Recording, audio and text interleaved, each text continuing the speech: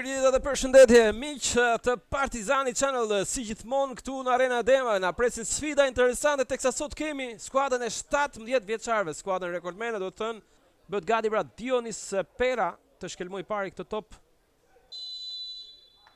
Është një fake move dhe kjo goditje që shkon drejtë në portën e Bardoshit.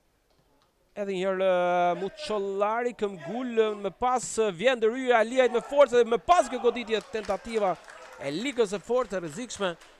Është thjesht një rrëvjen anësore që niset drejt zonës dhe herë Pera me forcë provon ndërhyn sakt Pera, mundësia goditse, bllokohet dhe shkon në këndore. Godinimi për Partizanin, do kërkohet zona, do provohet një top i gjatë. Edhe ashtu është mundësia goditse Pera! Shkon ngjitur me trekëndçin e majtë të portierit Bardoshi. Pera lejon avantazhin arbitri. Pera provon. E dërgon tek Hitaj. Gjithmonë Alban Hitaj. Gjergji. Mobilizohet dal nga dal skuadra Dinamos, por shikoni Pera e godet dhe ndërhyn portieri. Ndërhyn Aliaj. Për Gjergjin tashmë. Mundësia e Partizanit edhe një herë Gjati. Tek Myslymi. Kërkohet zona. Gjithmonë marri Myslymi, lëvizje e mirë. Le të shikojmë çfarë sjell Myslymi, e godet, por e lehtë, shumë e lehtë. Të gjitha fazat të ketë përkushtim maksimal.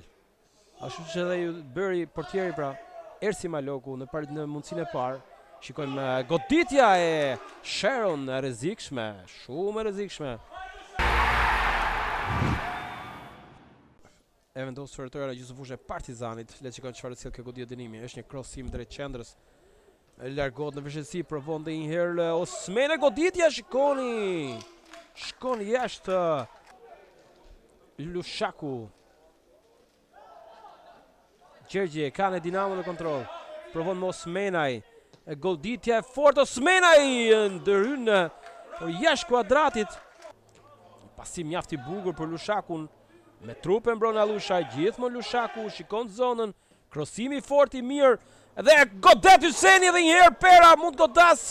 Gjithmonë Pera, Hyseni sërish me forcë, pa besueshme. Osmenaj, dy lojtarë në mur. Niset. Numri 19. Krosimi drejt qendrës. Largon për një çast Partizani, shupli me forcë, pa besueshme shkon në rjet. Një mur me 5, por le të shikojmë, niset Osmenaj.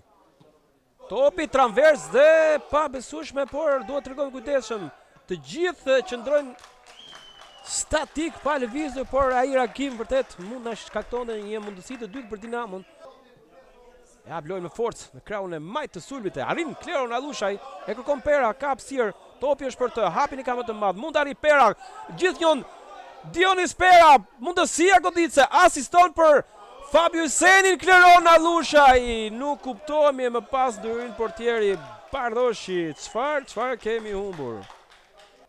Topi mjaft i mirë për Perën, gjithmonë Pera mund të shërojë të djatën, vjen Hyseni, Pera e godet jashtë, ose më saktë në një pasyrë jashtë kuadratit, aty ku Alushaj në duel me vllaun, vjen kjo spërkat e fortë e Lushakut, Alushaj ka mbetur i shtrirë, spërkata tjetër, ndërhyrje e rrezikshme. Krosimi drejt zonës. Pera, Gjati tashmë. I vjen ndim dhe Lushaku, Odisea Gjati, topi është për Lushakun. Të gjithë një presin të krosim e godet jashtë kuadratit. Për një pjesë të stafit, jo për drejtuesin, gjithsesi le të shikojmë ky krosim i rrezikshëm largohet nga Bardoshi.